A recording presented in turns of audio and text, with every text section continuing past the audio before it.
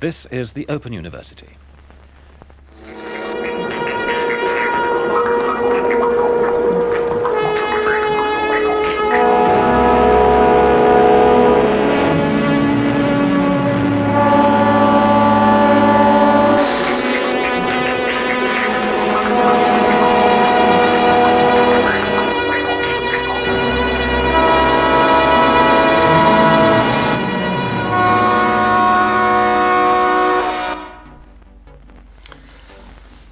Hello, I'm sniffing around today in the manner of the character in Pesky Blighters, just sniffing around his kitchen looking for termites and things. But I'm sniffing around today for concepts. I wanted to do my top 10 concepts, things that I use as proverbs in my life and things that I've quoted. I'm a lyrics writer, I'm not a philosopher. I'm kind of bamboozled by professional philosophers. I was watching a couple the other day on YouTube talking about negative dialectics, the Theodor Adorno idea. And I was hoping for a definition of negative dialectics, going back to Marx and the negation of the negation and all that stuff. I found that they were concentrating very much on his late career when he was deciding that philosophy should not necessarily make him rush down to the streets with the students in the 1968 student uprisings, and that philosophy needed to keep skepticism and a distance from everyday life and from praxis, which I could understand. But at one moment in this debate, one of the philosophers, professional university philosophers, said, I found this interpretation productive of some interpretation of Adorno, and the other one burst out laughing at the idea or the irony that they were already talking about Adorno's rejection of the whole idea of philosophy ever being productive of a real situation or of praxis. So if philosophy can't be productive, it's not terribly interesting to me. It's just a lot of propositions which usually have specially defined terms and all the rest of it. But obviously you have ethics and you have ideas about the world, and they whittle themselves down to little words in songs. If something's nice, do the thing twice, says Coco the Clown in one of my songs with the same name. It's kind of behaviorist psychology. The rat using its nose to push the button a couple of times to, if it got the food the first time, it'll be more likely to push with its little ratty nose the second time. I'm not sure if I believe that, but it does sort of it makes a way into my thinking as a post-Calvinist, because it's basically an Epicurean or hedonistic way of thinking. Never mind the morals. If something's nice, do it twice. It's kind of throwing throwing sublimation in psychoanalytical terms to the wind, and just saying, repeat what's good. Life is short. Might as well enjoy it. But of course, that's a foolish stance, because we don't know whether that might enslave us. We might well be enslaved by our desires and by consumerism. We may be in a system which has no long-term thought built into it, because it is simply like a sort of behaviorist psychology model, Pavlovian situation where we simply reinforce certain behaviors because they're good and you keep doing them. Because it feels good. If it feels good, do it, as they said in the 60s as well. Radical polymorphous perversity, which, I do believe in, but I also at the same time don't believe in. So I think of these top 10 proverbs, I'm not saying that I endorse them or believe them. It may actually be that they're interestingly wrong, or that they incarnate paradoxes which I have not yet resolved. They're undecidables, in the terms of Jacques Derrida. The second one is, if you want to make art, just start. That's really a corrective to vergerism. Is it vergerism? When you're always verging on making a work of art, and you keep telling yourself reasons why you haven't started your novel or why you never finished your novel. If you start and if you continue, you will make things and you'll get better at making things. And after a certain amount of time, I asked ChatGPT the other day how many hours it took to get good at something, and the cat which farts, because in French le chat j'ai pété, it's the cat I farted. It farted out the response that of course it depended on what skill you were trying to master, and that sometimes it took just a few hours to master a skill, but sometimes it took years. I've heard it can take up to 10 years, but 10 years goes by quite quickly. If you simply started 10 years ago to do something, you would have got very good at it by now. And, if your life contains 10 years more, which hopefully it does, you can start today and get very good at something. So if you want to make art, just start, and hope that people will appreciate what you do. Number 3 proposition is cheapness is freedom. That's simply about how you survive while you're making the art that you started making, I suppose. If you live cheaply, if you find a way to live cheaply, you will have the freedom to continue that process. Don't let the number 1, the hedonistic impulse, the consumerist impulse, make you unfree by enslaving you to money and to banks and to loans from banks and loans from other people. Cheapness is freedom. So, you may have to travel, you may have to move around the world to find cheap enough places. Somebody asked me in a YouTube comment the other day, where do we go in Europe now? Where is the cheap place now that Berlin has doubled its rents or tripled its rents and is really hard to live in? And I said, go to Tbilisi in Georgia, hoping that the Russians don't invade. Go to Sarajevo, which is just about to join the EU later this year, I think, but is currently outside the EU. Within the EU, go to Barcelona, and of course go to Japan, which is incredibly cheap just now because of the rate of the yen.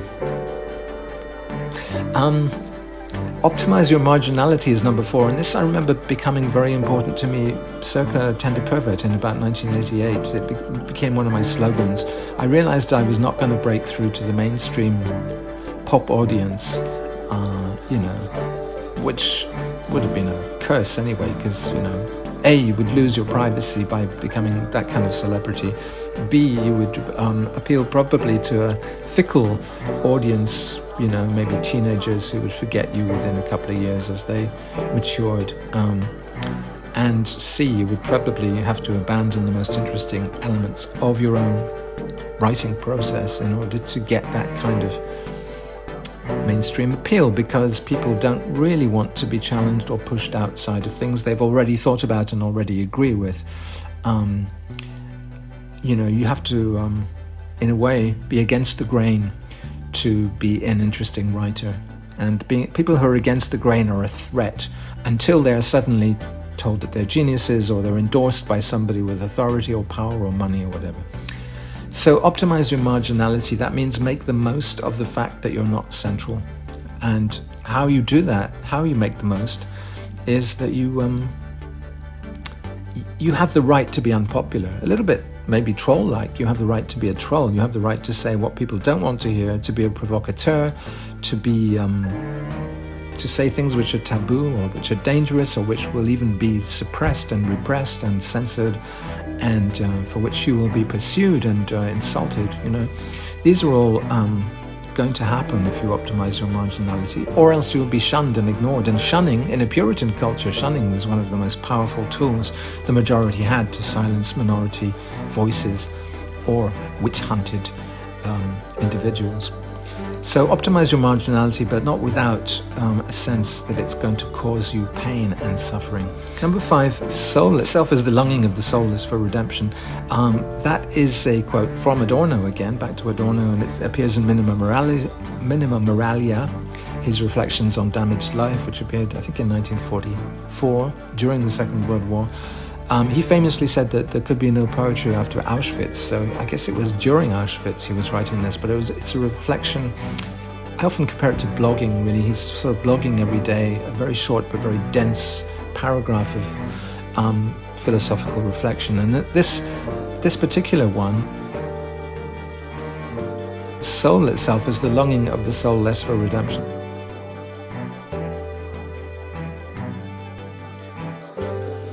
He's thinking about gypsies as they appear to North European cultivated bourgeois people in operas and in paintings. There was sort of 19th century tendency to make sentimental paintings of gypsies in their gypsy clothes and all the rest of it. And for gypsies to be very soulful, have big soulful brown eyes, or people of the South or poor people in general, it doesn't have to be just gypsies, stand for, and Adorno shows in this very short paragraph that it is, soul is a luxury, soulfulness is a luxury really reserved for the rich. You need leisure time, you need means, you need food, you need to get up through all the levels of Maslow's hierarchy of needs before you can start affording soul. It's not really, soulfulness is not the preserve of the poor, who are really having to act in a certain way, rather brutal ways often, because life presents itself as brutal to them. And so he's saying it's a paradox that we look for soul precisely in those who we have deprived of the possibility of having soul. But then he comes up to this paradox by saying, but there is soul if you say that it is its opposite, in the sense that desire is the lack of a loved object. It's the wanting something which you don't have. So in the same way, soul is wanting a soul you don't have. So it's a kind of like just the look in a gypsy's eyes, I suppose, imagining that they could have the luxury of being able to afford a soul. And this is a dangerous kind of paradox. I'm always attracted to paradoxes, but they're very dangerous because they're like dogs chasing their own tails. If soul is a lack of soul, maybe everything is its opposite. And I keep thinking of John Cage when he was very exasperated with people who said that his desire to escape authorial intention when he made pieces like 4 minutes 33 seconds was in itself a compositional intention. So Cage just shrugged his shoulders and said, if lack of intention is intention, language is meaningless. Language is worthless for me. I might as well stop speaking because, if things can be their opposites, language cannot function. But I find it very useful for thinking especially about qualities like soul, like desire, aspiration, anything which is about getting to a place that you're not already in, can actually benefit from this kind of paradoxical definition that the thing itself is the longing for escape from the lack of the thing. Perhaps that's also the negation of the negation, I don't know. That leads us on to the next thought, actually, which is that there's a lot of sexism in anti-sexism. I'm always kind of appalled by identity politics because so much of the stereotypology, which is rejected on the surface anyway, seems to be rejected by adherents of identity politics, the anti-sexists, the anti-racists, the anti-homophobes and all the rest of it. Actually, they tend to be encoding prejudice, pre-existing prejudice. It's not just sexism and anti-sexism, it's all those dialectical and oppositional movements which tend to constitute together identity politics. They tend to simply be encrustations of former prejudices. And therefore, if you arrived from space, if you were an extraterrestrial and didn't know that there was a stereotype saying that, Scottish people were mean or whatever it is, you would learn by the people refuting that statement. So obviously it has a relationship to, lack of soul being a kind of soulfulness. It is precisely that one would learn a lot of prejudice by the people refuting prejudices. One would sort of say, oh yes, we must refute these things, at least on the surface we must seem to be refuting all these stereotypes, but let's learn them so that we can be immune to them. But the problem is that by becoming immune to them, we actually incorporate them into our way of thinking. So this is, and also the whole thing about identity politics is that it refuses the universal. I guess liberal thinking has always suggested there are universal human rights, there are universal ideas about what's right and wrong, or that justice wears a blindfold and therefore doesn't take into account specific tribal differences between the people appearing before it. It simply says that these laws apply to everybody equally, and that's a great liberal idea. But if you say my tribe should be taken into account, the color of my skin should be taken into account, my sexual orientation should be taken into account, and I should get brownie points for these things, you're making a very distorted and very different idea of what the law is and should be. Special pleading is not useful. And wouldn't it be great if we had a united front? If they keep adding letters to LGBTQI. What if you put H on the end and said heterosexuals, as well? Why not? Because then you'd have a united front of all the sexual orientations. And how powerful would it be? Because it would have no enemies. But of course, the idea is, because we're oppositional or minoritarian, we have special rights over you guys who have been, oppressing us for centuries, blah, blah, blah. I think that's a vengeful and dangerous way to think, because it destroys all our ideas of universality, which are much more powerful ideas, that there's a unity of all humans. Of course, as soon as you say that, people are going to come along and say, what about animals and all the rest of it? The next thing is also a quote: "Beauty is nothing but the first glimpse of horror we're still just about able to bear." That's from the Duino Elegies, and it's by Rilke, the German poet Rilke. And I love that. Again, it's sort of paradoxical, because if beauty equals horror, then what is beauty? We'd have to redefine beauty, because horror and beauty are obviously not synonyms. You get the dog chasing its tail again. Things have changed places. We've redefined beauty as a kind of horror, a kind of the hairs on the back of your neck standing up, partly as a fear reaction, but also partly out of respect for the beauty of something. But it's dangerous. I find these proverbs beautiful because they're paradoxical, but also dangerous. But it does allow you to mash up genres. You can mash up gothic with erotic, for instance, a bit like Poor Things, the fantastic recent film, of Alistair Gray's novel Poor Things. You can have comedy meeting, well, maybe not so much comedy, because beauty and horror. Beauty and horror, I mean, the closest I've got to that mashup was, I suppose, 12 years ago, making my Bibliothèque album, which is a kind of pastoral horror meets pastoral beauty, mixed picturesque beauty, where, like a lot of British horror films from the 70s, I was trying to situate horrific events. Summerisle, notably, which has the Hebrides as a setting, and a kind of rather utopian vision of a pre-Christian religion, the old religion, which nevertheless is horrific because it murders a policeman.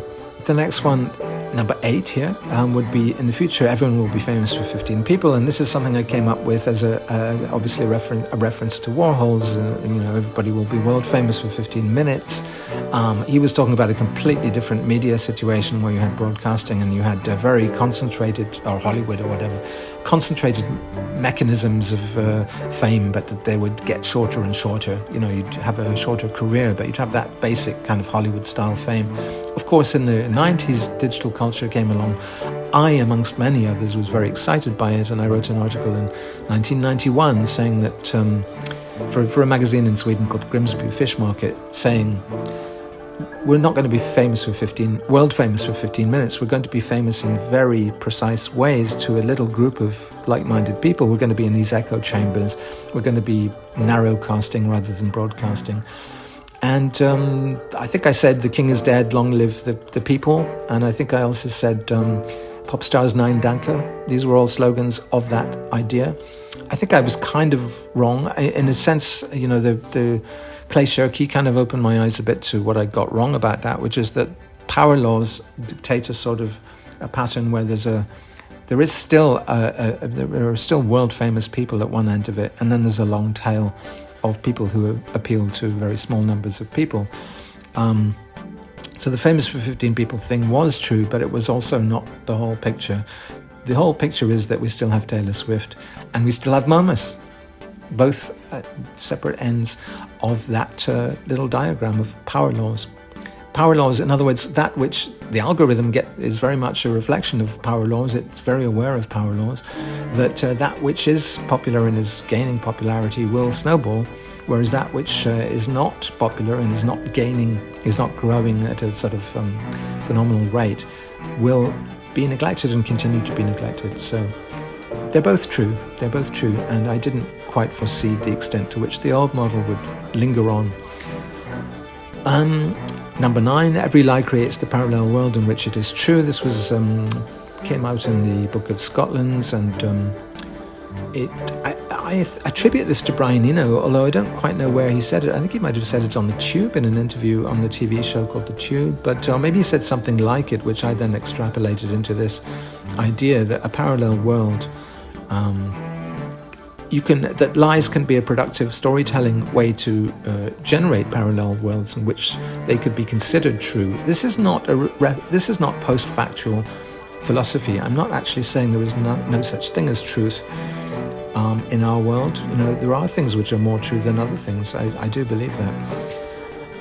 But it does say that lying, especially in the form of art and fiction, can be productive of other ways of looking at things, other ways of conceptualizing or conceiving of our little models of the world. And we can imagine, like when someone tells a lie, our first instinct is to punish them or call them a hypocrite or a liar, whatever it is, shut them up, I'm saying, listen to those people, because they may not be talking about the world you know, but they're talking about another world which you don't know, and maybe you haven't thought sufficiently about. You should give that other world a little of your attention and imagine if it would be better or worse than the world we live in. Number 10, evil is what everyone does. I haven't really formulated that in such a concise way before, but I think that's the thinking behind a lot of my worldview in my music, that normality is the problem. It's not what people off on the margins do and say and think and sing, which needs to be addressed and attacked. It is the normals with their 2.1 children and their SUV. We just had a vote against SUVs in Paris on the 4th of February, and glad to say that the majority of Parisians, especially in the east part of Paris where I mostly live, were in favour of parking charges being tripled for SUVs in the city centre. It's not a huge thing. It's not even as big as when they banned the rental scooters last year.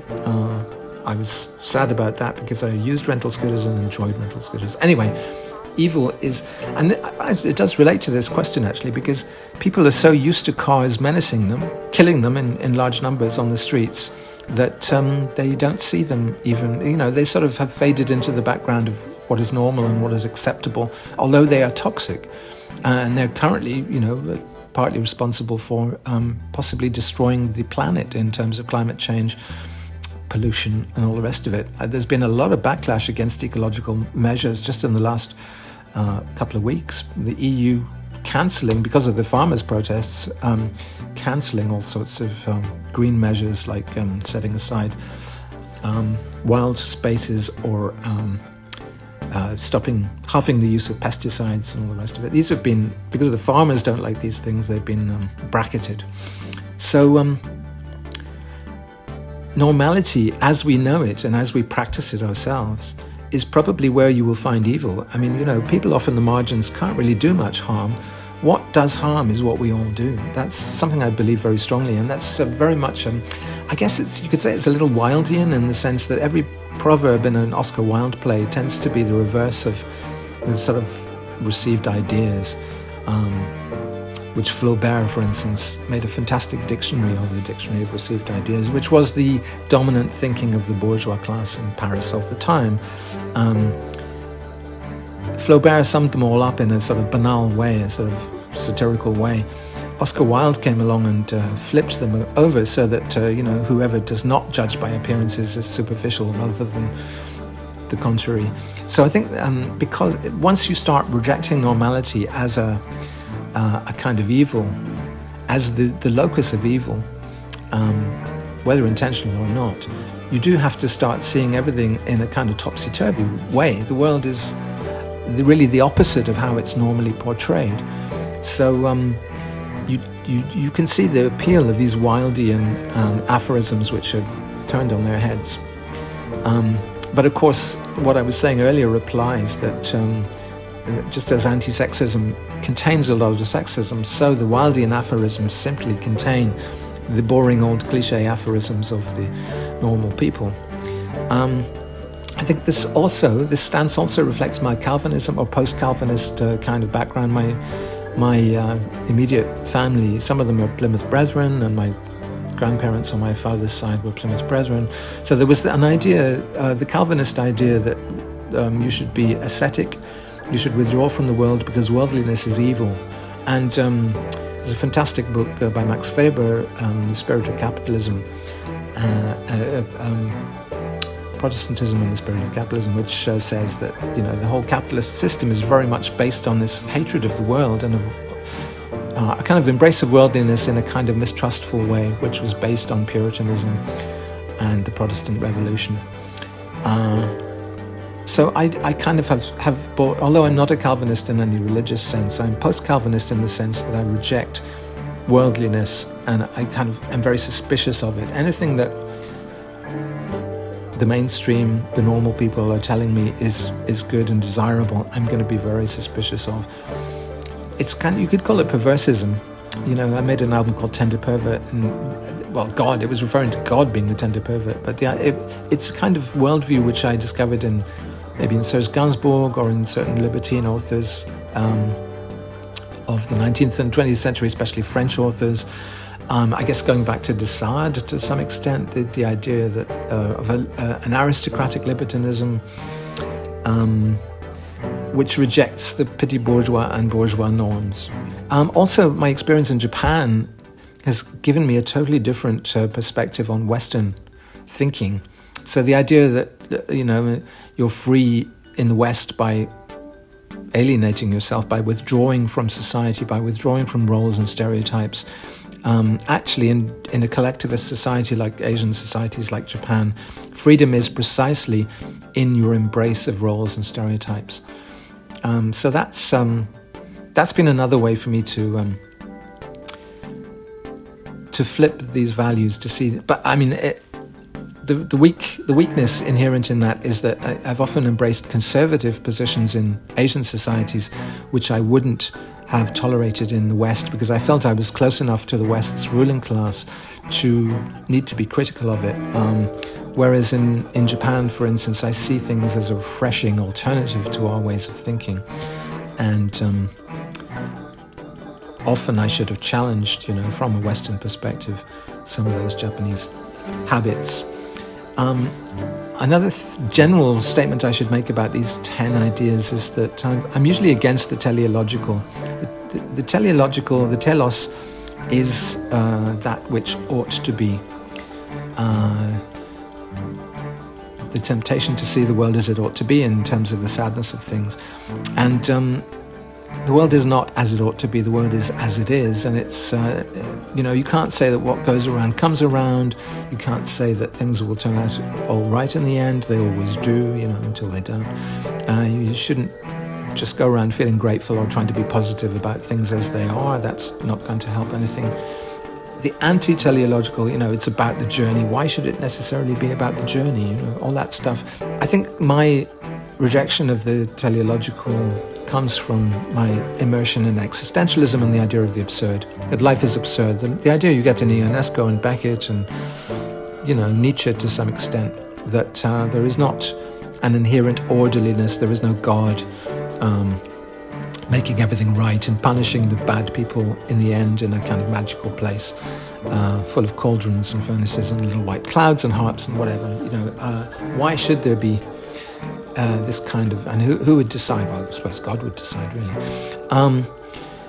So existentialism has made me reject the telos.